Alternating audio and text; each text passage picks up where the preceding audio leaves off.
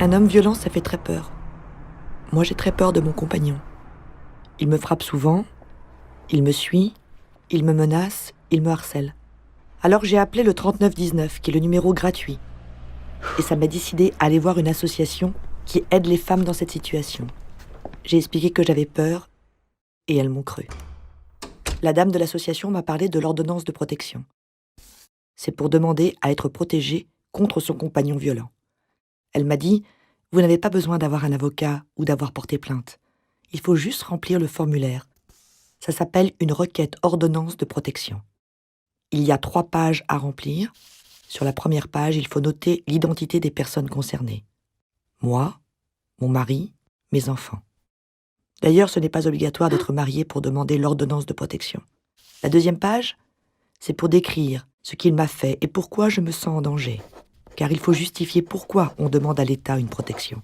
À l'association, elles m'ont dit d'ajouter le témoignage d'une collègue à qui je m'étais confiée. Elle a écrit une lettre qui disait qu'il m'avait déjà envoyée à l'hôpital et qu'elle savait que j'avais peur. Sur la 3e page, j'ai demandé que mon mari n'ait pas le droit de venir à mon domicile et qu'il ne connaisse pas ma nouvelle adresse. J'ai demandé qu'il n'ait pas le droit d'avoir une arme, qu'il ne voit pas les enfants chez lui, mais dans un point rencontre. J'ai déposé le formulaire au tribunal de grande instance, au service des affaires familiales.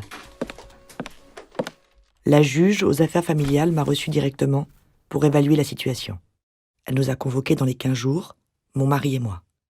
J'avais demandé l'aide juridictionnelle pour avoir un avocat. La juge nous a écoutés tous les deux. Mon mari a essayé de se défendre. J'ai obtenu l'ordonnance de protection. Elle m'a attribué le domicile conjugal et la garde des enfants. Mon mari n'a plus le droit de venir chez nous. S'il ne respecte pas l'ordonnance de protection, il risque 2 ans de prison et une amende de 15 000 €. Mais cette ordonnance ne dure que 4 mois. C'est seulement si on est marié et qu'on demande le divorce que les 4 mois peuvent être prolongés. Il faut donc en profiter pour s'organiser.